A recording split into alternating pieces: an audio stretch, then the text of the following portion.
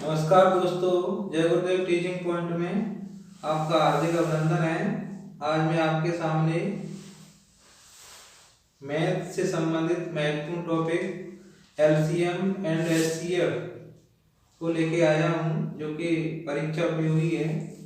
छात्र इस वीडियो को बड़ी सावधानी से देखें, क्योंकि ये टॉपिक ऐसा टॉपिक है जो कि हर कंपटीशन से संबंधित जो परीक्षाएं आयोजित होने जा रही हैं उनके लिए ये एचसीएफ और एलसीएम से संबंधित प्रश्न को पूछा ही जाता है। तो आप इस एलसीएम और एचसीएफ को किस तरह से सॉल्व करते हैं वो आप इस वीडियो में देखें। दोस्तों, एलसीएम और एचसीएफ में क्या डिफरेंस है?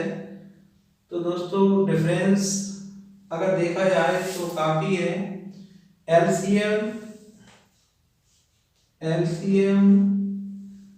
वो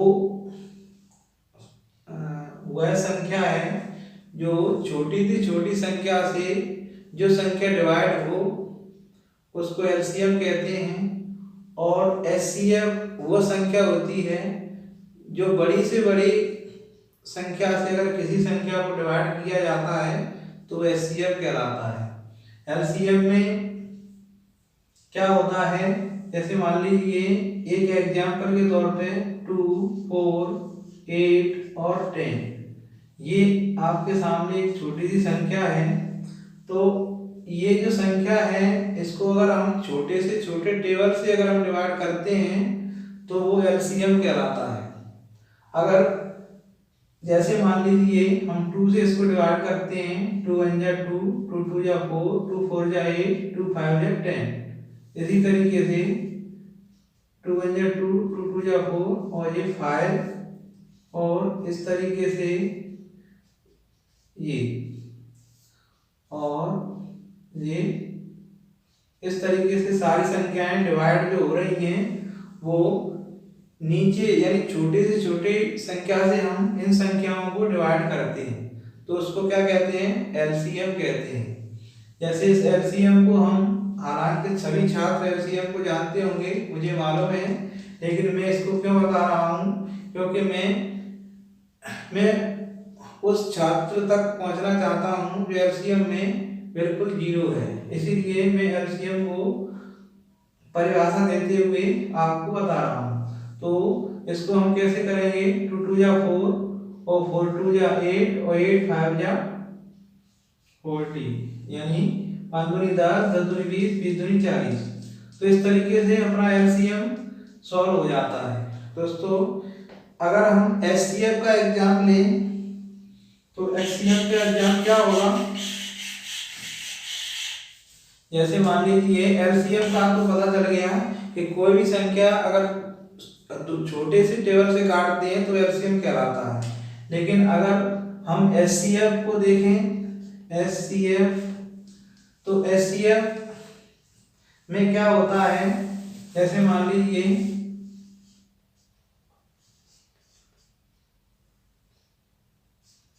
ये संख्या है, इस संख्या को हम अगर एचसीएफ लेंगे तो किस तरीके से लेंगे? तो दोस्तों, एचसीएफ को निकालने के दो मेथड हैं, दो सिद्धांत हैं, दो विधियां हैं। पहली विधि है फैक्टर विधि या गुणनखंड विधि, और दूसरी विधि है भाग विधि। तो हम पहले फैक्टर विधि या गुणनखंड विधि से हम इस एचसीएफ को सॉल्व करते हैं। तो देखो, जैसे मान लीजिए हमने इसको डिवाइड किया 2 से, 2 9 जा 18, 3 3 जा 9 और 3 1 जा 3। तो हमने इस संख्या को डिवाइड कर दिया। अब हम इसको करते हैं 90 को 2 चौके 8, 2 5 10, फिर हम 3 से करेंगे, 3 एकम 3, 3 5 15, 3 5 15 और 5 एकम 5। इसी तरीके से इसको हम डिवाइड करते हैं 162, तो 2 8 16, 2 एकम 2, 3 दूनी 6, 3 7 21, 3 3 3 27, 3 3 9 और 3 एकम 3। तो दोस्तों, हमने इन तीनों को हम फैक्टर तरीके से डिवाइड कर दिया। अब हमको HCF निकालना है, तो कैसे निकालेंगे दोस्तों? तो HCF निकालने के लिए अब हमने इनको डिवाइड कर दिया, तो इसको हम लिखेंगे यहाँ पर 2, 3 और 3। फिर इस वाली संख्या को हम इसके नीचे लिखते हैं 2, 3, 3 और 5। इस वाली संख्या को हम नीचे लिखते हैं 2, 3, 3, 3 और 3, 1, 2, 3, 4। तो अब यहाँ पर हम तीनों का पेयर बनाते हैं, तो इसका पेयर यहाँ बन रहा है तो 2 आ गया, इसका पेयर यहाँ पर बन रहा है तो यहाँ इंटू 3 आ गया, और इसका भी पेयर यहाँ पर बन रहा है तो यहाँ पर भी 3 आ गया। इनके पेयर नहीं बन रहे हैं तो इनको हटा देते हैं संख्या। अब इनको हम गुणा करते हैं, गुणनखंड 3 3 9, 9 दूनी 18। तो दोस्तों इस तरह से HCF कितना आ गया? 18। तो दोस्तों मुझे मालूम है कि आप HCF को भी जानते होंगे, लेकिन फिर भी गुणनखंड विधि से HCF इस तरीके से हल होता है। दोस्तों एक विधि और है जो कि भाग विधि कहलाती है, उससे भी हम HCF को सॉल्व करके देखते हैं। दोस्तों हम दूसरा संख्या देखते हैं।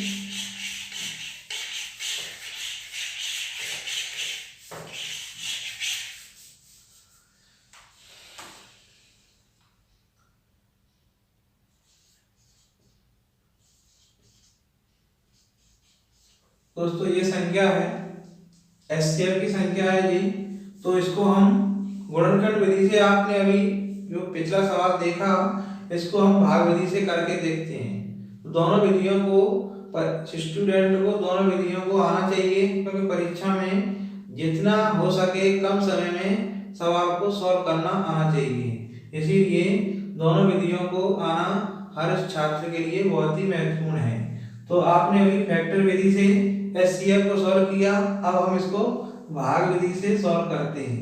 भाग विधि, ठीक है। तो भाग विधि कैसे होगी? हालांकि हो सकता है भाग विधि आपके लिए कर रही हो, लेकिन फिर भी कोई विधि कर रही नहीं होती, कोई विधि हार्ड नहीं होती।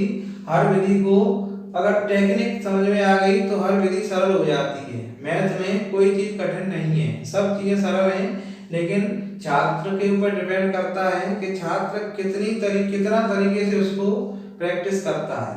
मैथ प्रैक्टिस मांगता है। तो दोस्तों हम इसको इस तरीके से सॉल्व करते हैं। ये डिवाइड विधि है। तो इस डिवाइड विधि में क्या करते हैं, इसको हम यहाँ रखते हैं, इसको यहाँ पर रखते हैं।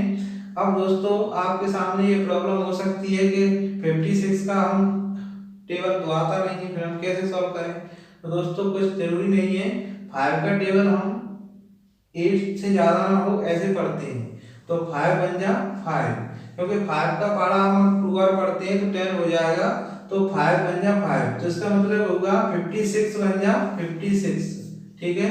अब 14 में से 6 गए 8 और ये 28। अब इसको जो भी हमारा रिमाइंडर आता है, जो भी शेष आता है, उसको हम भाज्य बना देते हैं। तो अब यहाँ पर ये वाली संख्या को हम यहाँ लिखते हैं 28 दूनी 56, तो ये कट गया दोस्तों। तो एक चीज का विशेष ध्यान रखना कि HCF का आंसर हमेशा लेफ्ट साइड का होता है, राइट साइड का नहीं। कभी कभी बच्चे कंफ्यूज हो जाते हैं कि हम जो सॉल्व कर रहे हैं वो आंसर 2 होगा, लेकिन HCF का आंसर हमेशा लेफ्ट की तरफ निकलता है 28। अब दोस्तों यहाँ पर 0 हो गया। अब एक संख्या और अपनी बचती है, तो 28 से हम उसको डिवाइड करते हैं 126। तो 28 का पारा ऐसे पढ़ो 126 से ज्यादा ना हो। तो 2 का पारा अपन पढ़ते हैं 12 से ज्यादा ना हो, 2 छक्के 12, तो 2 छक्के 12। अब 28 का इसमें 6 में मल्टीप्लाई कर देंगे, 8 7 56, 8 6 48 हो रहे हैं। तो ये अभी नहीं जाएगा, ज्यादा हो सकता है। 8 6 48, 7 4, 6 दूनी 12, 13 14 15 16, ज्यादा हो गया। तो अभी हमारी संख्या ये ज्यादा हो रही है, इसलिए उसको माइनस करते हैं और यहाँ पर हम उसको 5 बार रखते हैं। तो 5 8 40, 7 4, 5 दूनी 10, 4 14, अभी भी ज्यादा हो रहा है, तो और इससे और कम करते हैं, इसको हम 4 बार रखते हैं। 8 चौक 32, 32 की 2, 3 और 4 दूनी 8, 8 और 3 11, ये हो गया। ठीक, अब 6 में से 2 गए 4, 2 में से 1 गया 1। ठीक है, तो दोस्तों अब ये शेष बच रहा है, इस शेष को हम क्या करते हैं, भाज्य बना देते हैं और इसको यहाँ पर रखते हैं। ठीक है, तो 14 दूनी 28। तो दोस्तों हमारा HCF कितना आ गया 14। तो यहाँ पर जो भी कुछ लिखा है तो इसका आंसर कितना होगा 14। तो इस तरीके से भाग विधि से हम आसानी से HCF निकाल सकते हैं। दोस्तों इस तरीके से हमने अभी बेसिक तरीका समझा कि LCM को किस तरह से सॉल्व करते हैं और HCF को किस तरह से सॉल्व करते हैं। इसको हम भाग विधि से भी सॉल्व कर सकते हैं और फैक्टर विधि या गुणनखंड विधि से भी सॉल्व कर सकते हैं। अब प्रश्न उठता है कि जो एग्जाम हम देने जा रहे हैं, चाहे वो पुलिस कांस्टेबल का हो, चाहे SSC का हो, या बैंक से संबंधित हो, या अदर कॉम्पिटिटिव एग्जाम हो, तो वहां पर HCF और LCM किस तरह से पूछे जाते हैं वो मैं यहाँ 1-2 उदाहरण आपके सामने पेश करता हूँ। दोस्तों अभी आपने पिछले HCF को किस तरह से क्रिएट करते हैं फैक्टर विधि से भी देखा और डिवाइड मेथड से भी देखा, यानी भाग विधि से भी देखा और गुणनखंड विधि से भी देखा किस तरह से हम LCM करते हैं और किस तरह से HCF करते हैं। लेकिन अब प्रश्न ये उठता है कि जो कॉम्पिटिटिव एग्जाम होने वाले हैं वहां पर HCF और LCM को इतनी सरल तरीके से नहीं पूछा जाता, उसको थोड़ा हार्ड बना करके पूछा जाता है। और इस तरीके से जो आप बोर्ड पे देख रहे हैं, इस तरह से पहला हमने 4 प्रश्नों को लिया है जो कि परीक्षाओं में पूछे जाते हैं। तो पहला प्रश्न अभी आप सामने देख रहे हैं कि 1.75, 5.6 और 7 का HCF कितना होगा। तो इसको हम सॉल्व करेंगे और इस तरीके से प्रश्न परीक्षा में आते हैं। दूसरा प्रश्न देखो 0.36, 1.2 और 4.8 का LCM निकालना है। इस तरह का LCM पूछा जाता है, इस तरह का HCF पूछा जाता है, इस तरह का LCM पूछा जाता है। इनको आप अच्छे से देखें और इसका एनालिसिस करते हुए हम आपके सामने इसको बता रहे हैं। तो पहला हम सवाल सॉल्व करते हैं, इसको कैसे करेंगे। तो दोस्तों यहाँ हम देखो इसको हम HCF करते हैं तो 1.75, तो इसको हम किस तरह से करेंगे 175/100। एक जो पॉइंट हटा दिया, पॉइंट हटाने के लिए हम यहाँ पर 1 लिखते हैं और 2 जीरो लगा देते हैं। अब इसको हम डिवाइड काटते हैं तो 25 से हम इसको डिवाइड करेंगे, 25 7 175 और 25 चौक 100, तो इसका ये हो गया। इसी तरीके से 5.6 इसका क्या हो गया 56 और ये यहाँ पर 10। तो इसको हम काटते हैं तो 28 दूनी 26, यहाँ पर 2 से डिवाइड करेंगे 28 और 5 ये कट गया। इसी तरीके से 7 का 7 रहेगा तो इसको 1 हो गया। ठीक, तो इस तरीके से संख्या अपनी कितनी आ गई 7, 4 और 28, 5 और 7, 1। तो अब हम इसका क्या करते हैं HCF करेंगे। HCF क्या होगा HCF। तो दोस्तों एक चीज का ध्यान रखना, जब भी यहाँ HCF लिखा हो तो हमेशा अंश जो हैं इन अंशों का हम HCF लेते हैं और जो हर हैं 4, 5, 1 इनका हम LCM लेंगे। यानी इसका मतलब है अगर हम HCF हल करते हैं HCF तो बराबर HCF अपॉन LCM, इस तरीके से तब HCF निकल के आता है। ऊपर का HCF होगा, नीचे का LCM होगा। तो हम इसका HCF निकालते हैं तो दोस्तों यहाँ पर 7, 28 और 7, तो इस तरीका फैक्टर होगा। तो 7 का LCM कितना आएगा 28 और 7, तो देखो 7 से हम उसको डिवाइड करते हैं, 7 28 7 चौक 28 कट गया। इसी तरीके से 7 से हम 7 को डिवाइड करेंगे तो 7 एकम 7। तो इस तरीके से हमारा इसका एचसीएफ कितना आएगा दोस्तों ऊपरी संख्या का, तो एचसीएफ हमारा आ जाएगा इसका 7 और नीचे वाली संख्या 4 5 और 1, इसका एलसीएम कितना आएगा दोस्तों 20। तो इस तरीके से हम इसको आसानी से ऐसी संख्या अगर आती है, इस प्रकार की संख्या आती है तो हम इस तरीके से एचसीएफ निकाल देते हैं, यानी ऊपर की संख्या का एचसीएफ होगा और नीचे की संख्या का एलसीएम होगा। ठीक, यानी अगर ठीक है तो इसको हम इस तरीके से सॉल्व करते हैं। आशा है मुझे कि आपको ये पहला सवाल समझ में आ गया होगा। यानी पॉइंट को हटाकर हम फ्रैक्शन बनाते हैं और फ्रैक्शन से हम उसको डिवाइड करते हैं तो हमारी ये संख्या आ जाती है 1.75 की ये संख्या 7.4 आ गया। 5.6 की संख्या को हम फ्रैक्शन बना के उसको डिवाइड करते हैं तो 28/5 यानी 28/5 आ गया और 7 का 7। इसी तरीके से ऊपरी संख्या का जब हमने एचसीएफ लिया, मेथड क्या था भाग विधि, भाग विधि से हम बड़े से बड़े एचसीएफ को आसानी से सॉल्व कर सकते हैं और फैक्टर विधि से भी हम उसको अच्छे से सॉल्व कर सकते हैं। मेन पॉइंट रहता है स्टूडेंट का समझने का तरीका, अगर वो फैक्टर विधि से अच्छे से समझता है तो फैक्टर विधि से कर सकता है। परीक्षा में टाइम का विशेष महत्व होता है, विधि कौन सी भी हो, चाहे वो भाग विधि हो चाहे वो गुणनखंड विधि हो, दोनों विधि से सवाल छात्र कर सकते हैं। आपको जैसा अच्छा लगे जैसा उसे कर सकते हैं। मैंने अभी यहाँ पे प्रश्न सवाल किया है वो भाग विधि से किया है। अब हम दूसरा सवाल करते हैं।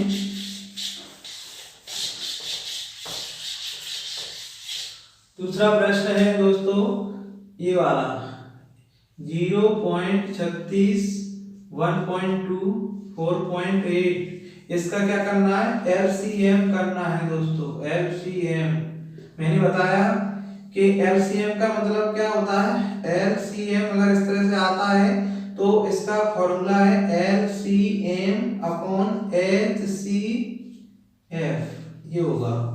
अगर यहाँ पर एलसीएम लिखा है तो ऊपर की संख्या होगी एलसीएम और नीचे की संख्या होगी एचसीएफ। तो दोस्तों इसको हम करेंगे तो इसका क्या होगा 0.36 बराबर 36 और यहाँ पर ये पॉइंट लग जाएगा तो यहाँ पर पॉइंट की जगह पे एक लिख लो और ये 100, इसको काट लो। इसको कैसे काटेंगे 4 से काटो, 4 ने 36 और 25 चौक 100 दुनिया। ठीक है, तो इसका ये हो गया। इसी तरीके से हम इसको करते हैं 1.32 तो बराबर 12/10, इसको अपन काटते हैं तो 2 छक्के 12 और 2 पंजे 10। इसी तरीके से हम इसको करते हैं 4.8 तो बराबर 48/10, इसको काट लो 24/5। इस तरीके से हमारी संख्या बन के आ गई 9/25 6/5 और 24/5। तो इस तरीके से अपनी ये संख्या आ गई दोस्तों। तो इसमें अपन को क्या निकालना है एलसीएम निकालना है। तो एलसीएम निकालेंगे तो ऊपरी संख्या का हम एलसीएम लेंगे और नीचे की संख्या का एचसीएफ लेंगे। तो 9 6 24, तो 9 6 24 का एलसीएम कितना होगा 9 6 और 24, तो इसका एलसीएम निकाल लो 2 9 2 6 12 फिर 2 9 3 और 6 फिर 3 से डिवाइड करो 3 3 9 3 एकम 3 3 दूनी 6 फिर 3 दूनी 6 6 3 दूनी 6 6 3 18 18 36 36 दूनी 72। तो एलसीएम अपना कितना आ गया 72। ठीक है, तो इसको 72 एलसीएम आ गया। तो हम ऊपरी संख्या को क्या करते हैं यहाँ पर 72 एलसीएम आ गया और नीचे का क्या करेंगे एचसीएफ। एचसीएफ कितना आएगा इसका तो दोस्तों 25 5 5। तो जैसे हम 5 का 25 में करेंगे तो 5 एकम दशम 25। इसी तरीके से हम फिर हम 5 से 5 में डिवाइड करेंगे तो 5, यानी HCF हमारा आ गया 5। तो दोस्तों इस तरीके से हमने ये दूसरा सवाल किया, दूसरा हो गया। तो इसी तरीके से हम इसको सॉल्व करते हैं, तीसरे सवाल को भी आसानी से कर सकते हैं। जैसे इसमें ऊपरी संख्या का 48/5, 72/4 और 108/8, इसको क्या करना है, HCF करना है दोस्तों। तो HCF का मतलब होता है ऊपरी संख्या का HCF, नीचे संख्या का LCM। तो ऊपरी संख्या का HCF हम निकालते हैं तो फैक्टर विधि से निकाल सकते हैं, चाहे भाग विधि से। इसको हम किस विधि से निकालें, फैक्टर विधि से निकाल लेते हैं। फैक्टर विधि से निकालते हैं, 2 दूनी 4, 2 दूनी 4, 2 चौक 8, 12, 2 छक्के 12, 2 तीन 6 और 3 एकम 3। इसी तरह से 27, 72, 36, 18, 9, 3, 1, ये 3 3 1, ठीक है। 108 का भी इसी तरीके से कर सकते हैं। तो 5 10, 2 चौके 8, 2 दूनी 4, 2 सत्ते 14, 3 9 27, 3 3 9, 3 एकम 3। तो दोस्तों ये हमने निकाल लिया। अब हम इनका जोड़ा बना देते हैं। तो दोस्तों एक जोड़ा जे और जे, तो यहाँ पर 2 लिख लो, फिर यहाँ पर 2, यहाँ पर 2, यहाँ पर भी 2, तो इसका भी यहाँ लिख लेते हैं। यहाँ पर भी 2, यहाँ पर भी 2, लेकिन यहाँ 2 नहीं है तो उसको काट देते हैं। इसको यहाँ पर भी नहीं है तो इसको भी काट देते हैं। यहाँ पर 3, यहाँ पर 3 और यहाँ पर 3। तो इस तरीके से हम इसको निकाल के 3 दूनी 6, 6 दूनी 12। तो दोस्तों हमारा ऊपरी संख्या का HCF कितना आ गया, 12। नीचे का HCF निकाल लो। तो नीचे का HCF तो बताइए किस तरह से HCF निकालते हैं, इस तरीके निकाल लो। 2 5, 2 दूनी 4, 2 चौके 8, 5, 2 एकम 2, 2 दूनी 4 और 2 एकम 2। तो ये 5 बचा, 5 दूनी 10, 10 दूनी 20, 20 दूनी 40। तो दोस्तों इस तरीके से हमने ये HCF सॉल्व किया। दोस्तों इसी तरीके से हम इसको भी सॉल्व कर सकते हैं, समझा। यानी लास्ट के सवाल को मैं समझा रहा हूं और उसी से आपको LCM को आसानी से समझ में आ जाएगा। यहाँ LCM का मतलब है ऊपरी संख्या का LCM लेना। 8/28, 4/84 और 2/112। ऊपरी संख्या का LCM कितना होगा दोस्तों, तो 8 4 2। तो 2 चौके 8, 2 दूनी 4, 2 एकम 2, 2 दूनी 4, 2 एकम 2 और 2 एकम 2, 2 दूनी 4, 4 दूनी 8। ऊपरी संख्या का LCM आ गया 8। तो नीचे का HCF हम लेंगे तो इसको अपन भाग विधि से भी ले सकते हैं और फैक्टर विधि से भी ले सकते हैं। तो देखो इसको अपन कैसे करते हैं, 28 को हम 84 से डिवाइड करते हैं, ठीक है। भाग विधि से भी कैसे करेंगे, तो 2 चौक 8, 2 चौक 8, 28 चौक 2 चौक 8 ज्यादा हो जाएगा, 28 दूनी 56, 28 तीन 84, 3 बार जाएगा। 8 24 और 3 दूनी 6 और 8, कितना 28 से ये कट गया। अब हम 28 से इसको भी काटते हैं, 28 और 112। तो 4 बार जाएगा, 8 चौक 32, 3 और 4 दूनी 8, 8 और 3 11। तो इस तरीके से कितना आया 28। तो दोस्तों अब हमें पता चल गया कि नीचे की संख्या को जब हमने भागनी से किया तो आंसर कितना आया 28।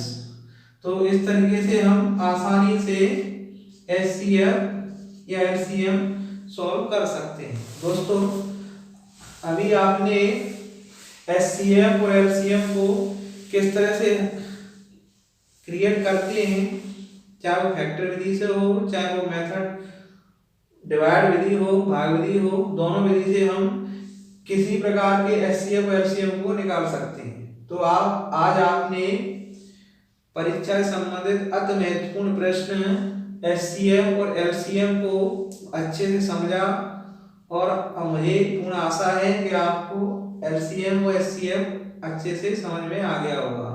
इसलिए मैं आपसे फिर बाद में वही कहना चाहता हूँ कि इस वीडियो को ज़्यादा से ज़्यादा शेयर करें, लाइक भी करें, और अगर आप इस वीडियो को पहली बार देखने का मौका मिला है तो आप इसको सब्सक्राइब जरूर कर लें, क्योंकि मैं समय समय पर क्या हर रोज आपके सामने मैथ से संबंधित या कॉम्पिटिटिव एग्जाम से संबंधित महत्वपूर्ण वीडियो को आपके सामने पहुंचाने का प्रयास करता रहूँगा। इसीलिए विनम्र निवेदन है कि आप इसको सब्सक्राइब करें और ज़्यादा से ज़्यादा शेयर करें। तो वीडियो देखने का बहुत बहुत धन्यवाद।